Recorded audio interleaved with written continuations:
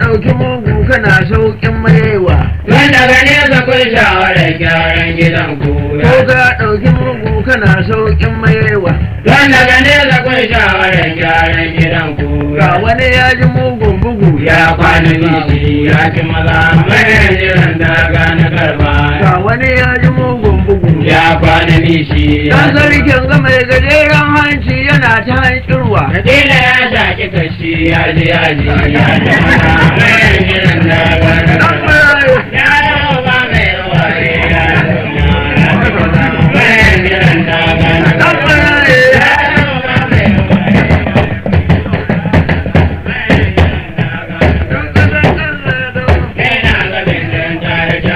Wani ya ja ka kokuwa ka kashe shi har ya ɓace ya kwana daji.